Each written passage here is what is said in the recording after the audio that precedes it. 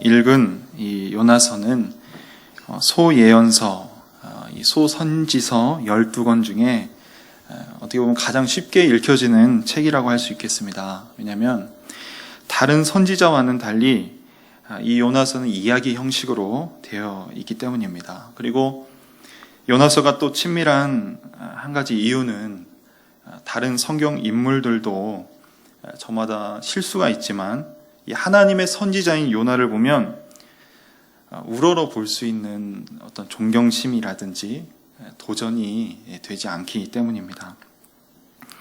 요나를 보면서 내 믿음이 이 정도밖에 되지 않는가 이렇게 고심이 되거나 또 겸손해지는 마음이 좀처럼 들지 않습니다. 어떤 자극을 받고 야 하면서 이런 감탄사가 나오기보다는 오히려 이게 선지자의 모습인가? 이게 정말 하나님이 말씀을 전하라고 그렇게 분부하신 자가 맞는가? 그렇게 고개가 갸우뚱할 정도로 의심이 많이 가는 그런 선지자입니다. 그런데 그런 우리의 생각과는 다르게 하나님께서는 이 요나를 선지자로 인정하셨습니다. 하나님의 생각은 참 우리와는 많이 다른 것이죠. 자격이 있어서 선지자로 세우시지 않고 또 자격이 있어서 하나님의 자녀로 세우시지 않았습니다. 그리고 자격이 있어서 우리를 그리스도의 제자로 세우신 것도 아니죠. 본문 1절과 2절 말씀을 우리 한 번 더 읽도록 하겠습니다. 본문 1절과 2절 말씀입니다. 여호와의 말씀이 아미떼의 아들 요나에게 임하니라. 이르시되 너는 일어나 저 큰 성읍 니느웨로 가서 그것을 향하여 외치라. 그 악독이 내 앞에 상달되었음이니라 하시니라. 아멘.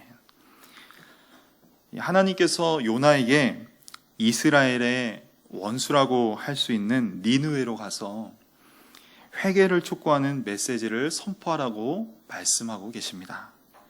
그런데 이 요나가 하나님의 얼굴을 피해서 다시스로 도망을 가려고 합니다. 이유는 하나님이 말씀하신 게 못마땅해서였습니다. 요나는 니느웨가 마음에 들지 않았어요.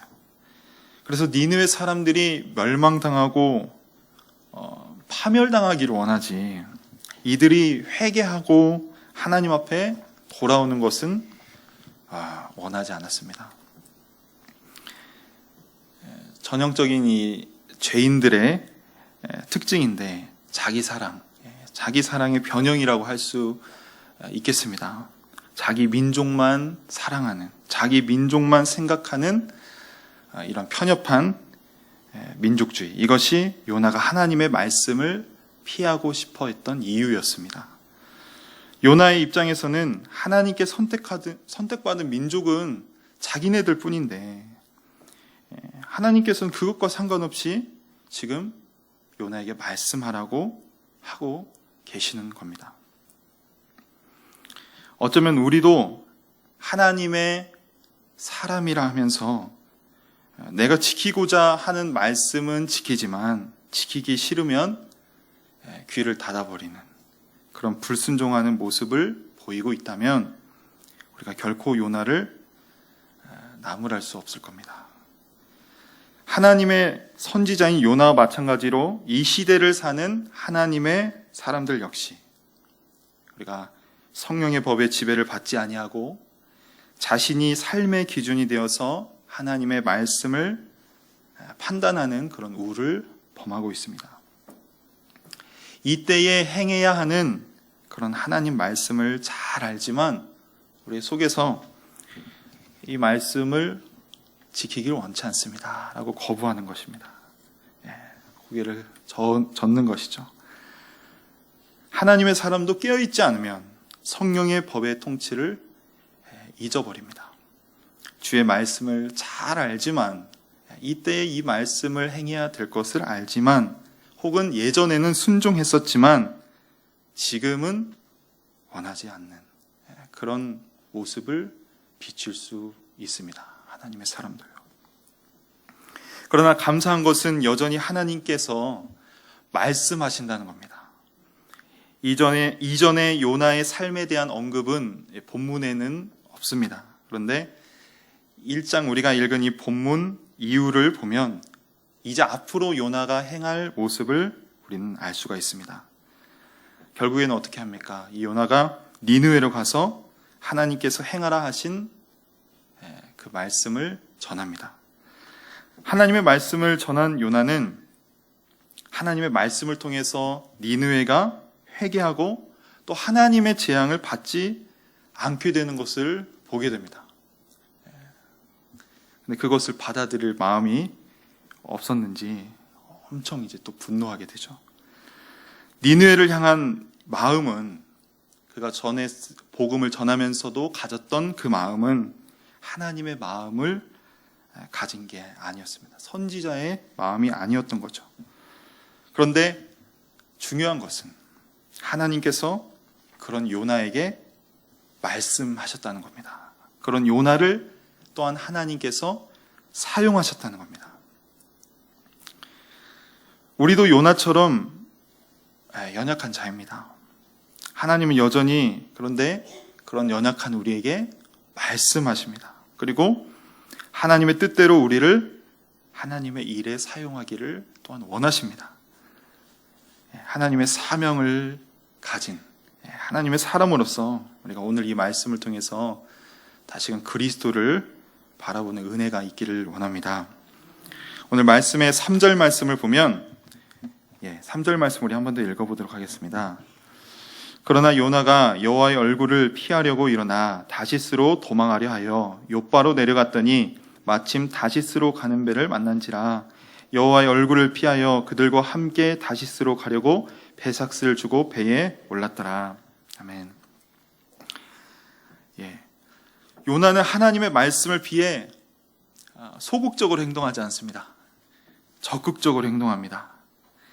하기 싫은 것 하나님이 말씀하셨습니다. 근데 이것을 이렇게 또 억지로 할 수도 있고요. 마음은 없지만 하는 신용을 할 수도 있고, 혹은 좀 약간 보류하면서 다시금 좀 마음을 좀 고쳐 먹으면서 이렇게 그렇게 또 행동할 수도 있겠습니다. 그런데 이거 하나님 앞에서 사실 이것도 온전한 순종의 그런 모습들은 아니죠. 그런데 요나는 이것마저 보여주지 않고 아예 반대로 나아가는 것이죠. 더 적극적으로 그 말씀, 하나님 말씀에 대해서 반항하며 나아갑니다. 이러한 모습은 우리가 많은 선택을 하는 경우의 수들 중에서는 정말 최악의 판단이 아닐 수 없습니다. 하나님에 대해서 완전 손을 들고 이렇게 반대를 하는 행동인 것이죠. 이와 같이 이 죄는 우리로 하여금 올바른 결정을 하지 못하게 합니다. 단순히 지금 우리가 이 장면을 봤을 때는 하나님의 말씀에 불순종하는 것처럼 보이지만, 사실 하나님의 말씀에 불순종하는 것은 에덴 동산에서 아담이 범했던 죄였습니다. 인류의 최초의 죄가 되었던 원죄, 죄의 본질이라고 할 수 있죠. 우리가 살아가면서 아빠, 엄마의 말씀을 듣지 않아도 큰 죄는 아니죠.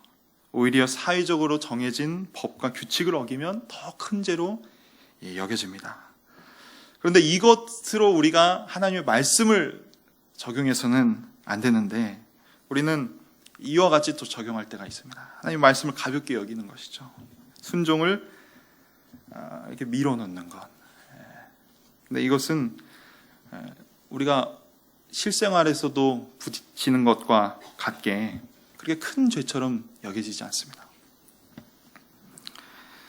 그런데 에덴 동산에서 하나님의 말씀을 불순종함으로 우리와 세상에 찾아온 죄를 우리가 생각한다면, 그것 때문에 우리의 인생에 걱정이 있고 또 고난이 있고 또 질병이 있는, 전쟁이 있는 이런 걸 생각하면 이 하나님 말씀에 불순종하는 것은 결코 가볍다고 할 수 없는 것이죠. 오히려 이 세상의 법과 규칙보다 더 무겁게 생각해야 되는 것이 하나님 말씀입니다. 그런데 이것은 강요해서 되는 일은 아닙니다. 이렇게 생각할 수 있는 것, 하나님의 말씀이 중하다라고 생각할 수 있는 것은 하나님의 전적인 은혜인 것이죠. 죄를 미워하는 마음, 하나님을 사랑하는 마음은 스스로 마음먹어서 생기는 게 아니기 때문입니다. 이것은 사랑의 영이신 그 그리스도를 사랑하도록 우리를 붙드시는 성령께서 허락해 주셔야 가능한 일입니다. 그러므로 사랑하는 성도 여러분, 우리가 이 마음을 구해야겠습니다. 하나님의 말씀에 불순종하는 죄에 대해서 미워할 수 있는, 그리고 하나님을 전적으로 사랑할 수 있는 이 마음을요. 하나님의 말씀을 지키지 않으면 눈으로 드러나는 불이익이 보이지 않으니까 가볍게 여길 수 있겠습니다. 그런데 하나님께 불순종할 때 우리의 보이지 않는 영혼, 우리의 영혼은 파멸의 길로 향하게 됩니다. 예수님께서 주신 약속된 생명, 구원은 없이 하지는 않지만 우리가 하나님의 처소인데 내 마음이, 그리스도께서 우리에게 구원을 주시면 우리에게 생명을 주셨는데 하나님께 대한 불순종은 내 안에 있는 그 구주께서 주신 생명을 약하게 하고 능력 있게 이 땅을 살아가지 못하도록 합니다. 요나는 그렇게 하나님의 말씀에 불순종하고는 이제 니느웨 정반대의 길 다시스로 향하게 됩니다. 니느웨의 반대편으로 가면 그는 하나님의 얼굴을 피할 수 있다고 생각했습니다. 그런데 마침 다시스로 가려고 생각하고 있었는데 배가 있었던 것이죠. 자기가 마침 타고 갈 배가. 근데 이 당시에는 지금처럼 배가 9시, 10시 이렇게 시간표가 있어가지고 운행했던 그런 시대가 아닙니다. 필요한 물품을 싣고 운반해야 했기 때문에 기약 없이 기다려야 하는 것이죠. 그런데 가자마자 다시스행 배가 있었던 겁니다. 그러니까 이 요나에게는 정말 좋은 상황이 된 것이죠. 하나님의 얼굴을 피할 수 있겠구나. 그리고 요나는 돈을 내고 이제 배에 올랐습니다. 그리고 밑층에 내려가서는 아마 안도의 쉼을 내쉬면서 잠을 잤던 것 같습니다. 그런데 얼마 안 되어서 이 요나가 탄 큰 배는 큰 풍랑을 맞이하게 됩니다. 만약 요나가 다시스행 가는 배를 타고 이 풍랑이 없이 무사히 도착했다면 요나에게는 정말로 큰 기쁨이 될 수 있겠습니다. 좋은 상황이라고 할 수 있겠습니다. 그런데 하나님의 사람으로서의 이 요나의 죄를 어떻게 보면 이제 막을 수가 없는 것이죠. 더 파멸의 길로 가게 되니까요. 하나님은 하나님의 자녀가 그렇게 낭떠러지로 가는 것까지 그냥 지켜보고 계시지 않으십니다. 우리가 오전에도 말씀드렸던 것처럼 자신의 자녀들에게 하나님은 적절한 채찍을 가하시면서 바른 길을 가게끔 인도하신다는 겁니다. 이것이 하나님의 은혜입니다. 잠언 3장 11절 12절 말씀을 보면요, 이렇게 말씀합니다. 내 아들아, 여호와의 징계를 경히 여기지 말라. 그 꾸지람을 싫어하지 말라. 대저 여호와께서 그 사랑하시는 자를 징계하시기를 마치 아비가 그 기뻐하는 아들을 징계함 같이 하시느니라. 하나님은 우리를 자녀로 바라보시면서 우리를 사랑하며 징계하신다는 겁니다. 죄를 짓는데요, 일이 너무나도 잘 풀린다면 그것은 사실은 정말 무서운 일입니다. 아이가 칼을 쥐고 흔드는데 아빠가 박지 않는다면 무서운 일이 되는 것이죠. 하나님의 간섭하심이 있고 막으심이 있어야 되는 거죠. 우리의 삶의 그 누구도 브레이크를 걸 수 없는 때가 이 성인의 때인데, 이 성인의 때에 하나님이 막지 않으시면 고삐 풀린 망아지처럼 행동할 수 있는 게 또한 사람입니다. 어린 자녀는 부모가 그의 행동에 대해서 조언할 수도 있고 또 때론 매를 들 수도 있겠습니다. 하지만 부모가 안 보일 때에 또 자녀들의 행동은 그 어떤 것도 관여할 수 없죠. 그래서 우리는 기억해야 됩니다. 잠언 6장 23절 말씀처럼 대저 명령은 등불이요 법은 빛이요 훈계의 책망은 곧 생명의 길이라. 하나님의 말씀을 기억해야 되는 것이죠. 우리의 삶에 또 우리의 자녀들에게 있어서 그들의 삶에 이렇게 불철주야로 보호하시고 훈계하시는 하나님의 함께하심의 이 역사가 우리 모두에게 있기를 원합니다. 5절과 6절 말씀을 또 한번 읽겠는데요. 사공들이 두려워하여 각각 자기의 신을 부르고 또 배를 가볍게 하려고 그 가운데에 물건들을 바다에 던지니라. 그러나 요나는 배 밑층에 내려가서 누워 깊이 잠이 든지라. 선장이 그에게 가서 이르되 자는 자여 어찌함이냐. 일어나서 네 하나님께 구하라. 혹시 하나님이 우리를 생각하사 망하지 아니하게 하시니라 하니라. 큰 풍랑이 일었습니다. 그리고 배에 있는 수많은 사람들은 이제 저마다의 신들을 찾기 시작했습니다. 어떻게든 이제 살고자 발버둥 친 것이죠. 자신의 힘으로는 아무것도 할 수 없는 게 없으니까 이제 자기들이 알고 있던 모든 신들을 총동원한 겁니다. 이 와중에도 하나님의 선지자 요나는 지금 배의 위층에 있어서는 깊은 잠을 청합니다. 할 수 있는 모든 것을 다 했습니다. 다른 사람들은요, 이 요나 빼고. 그런데 이제 뭐 다른 방편이 없으니까 이 선장이 요나를 깨웁니다. 지금 때가 어느 때인데 이렇게 자고 있냐. 그러면서 너도 너의 신에게 기도하라 라고 이렇게 말을 하는 것이죠. 사실 반대의 상황이 되어야 되는 거죠. 하나님의 선지자가 그러한 고난을 뚫고 갈 지혜를 제시해야 될 상황인데 반대의 지금 상황인 겁니다. 전능하신 하나님께서 이 요나와 함께 하시죠.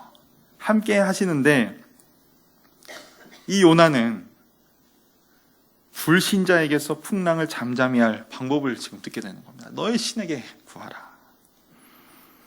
근데 선장이 말한 것은 정말 가능한 방법이었습니다. 하나님 말고는 풍랑을 잠잠케 하실 분이 없었기 때문이죠. 그런데 요나는요, 그 방법을 듣고도 행하지 않습니다.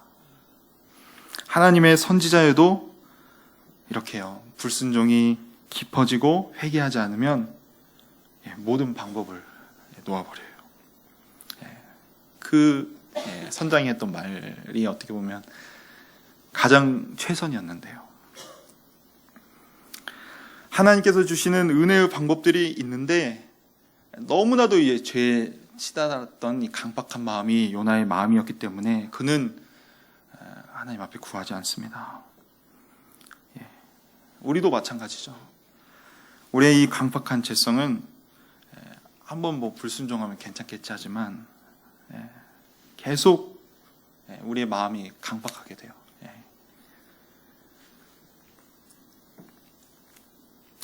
하나님을 필요로 하고 하나님을 절대적으로 붙잡아야 하는 게 하나님의 자녀입니다.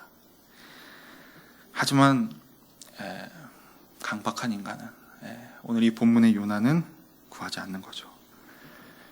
우리 1장을 보면 우리가 오늘 읽은 구절은 아니지만 풍랑을 잠잠케 하기 위해서 이 바다에 던질 때도 배에 탄 불신자들이 하나님 앞에 부르짖습니다. 14절 말씀에, 오늘 1장 14절 말씀에 이렇게 말씀합니다. 우리가 여호와께 부르짖어 이르되 여호와여 구하고 구하오니 이 사람의 생명 때문에 우리를 멸망시키지 마옵소서. 무죄한 피를 우리에게 돌리지 마옵소서. 주 여호와께서는 주의 뜻대로 행하심이니이다 하고. 말씀을 들음으로 믿음이 자라지만 빨리 회개하지 않으면 이 죄도 영혼 안에서 강해집니다. 구원은 취소시킬 수 없지만 불신자와 다름없이 살아가게 만들 수 있는 것이 바로 이 하나님 앞에 멀어진, 죄로 강박해진 성도입니다. 그러니 우리가 결코 죄를 가볍게 여겨서는 안 되는 것입니다. 말씀에 대한 불순종이 만드는 이러한 처참한 상황은 요나의 영혼에게 있어서 이루 말할 수 없는 해를 주고 있습니다. 그런데 이 요나로 인해서 주변 사람들에게까지 또 영향을 미치고 있다는 것을 우리는 기억해야 할 것입니다.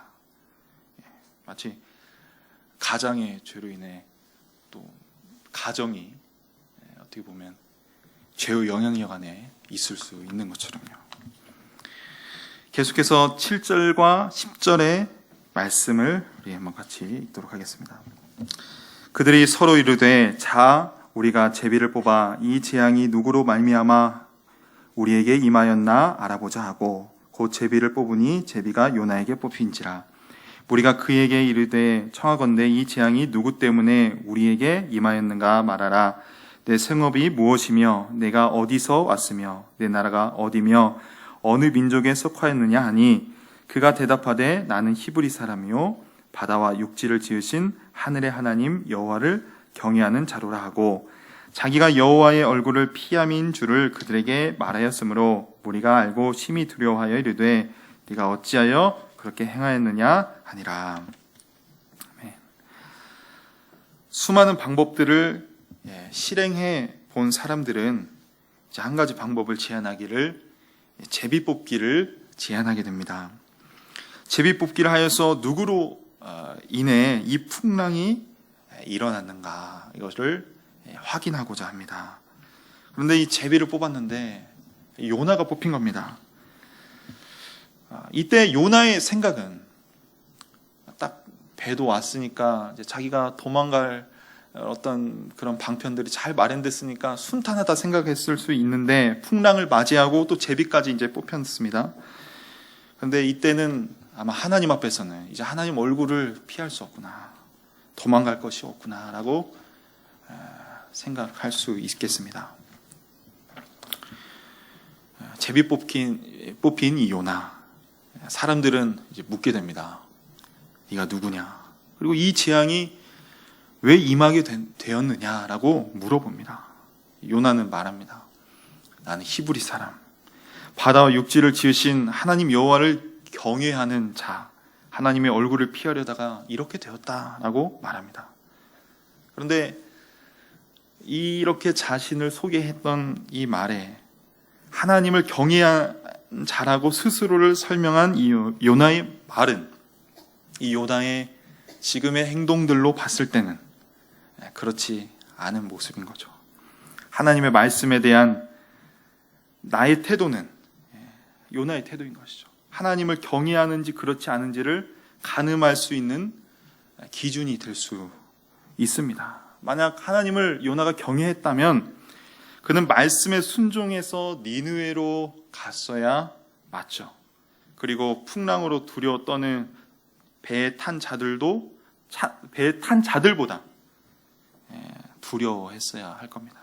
그런데 요나의 모습은 전혀 하나님을 경외하는 모습이 아니었습니다. 하나님의 사람인 요나에게 임했던 하나님의 말씀은 사실 그렇게 어려운 게 아니었습니다. 니느웨로 가서 하나님이 시킨 말씀만 전하면 되는 것이었습니다.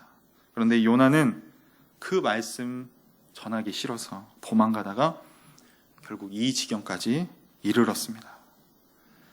하나님의 선지자 또 하나님의 사람에게 있어 가장 사실은 중요한 것은 예수님이 지상 대명령을 하시면서 우리에게 약속하셨던 바와 같이 내가 너와 항상 함께하리라.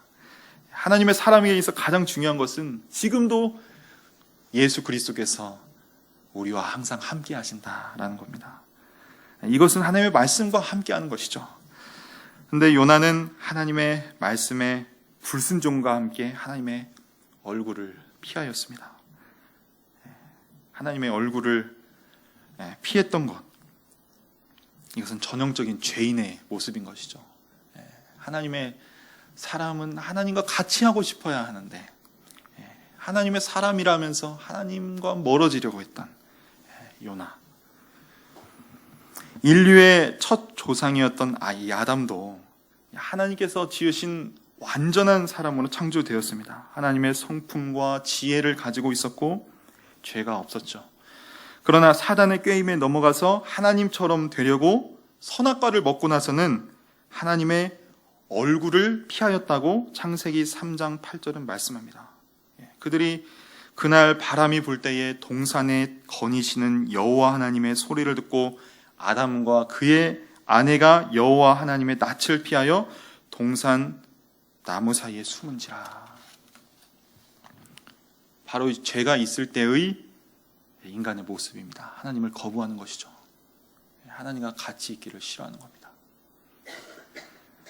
요나도 하나님의 음성을 들을 정도면 하나님의 음성이 익숙했다는 것인데, 정말 내가 원하지 않는 말씀에는 순종을 거부하는 그 마음이 그로 하여금 죄에 거하게 했습니다. 이러한 죄는 요나로 하여금 자신이 하나님을 경외하는 자라고 또 말하게 했습니다.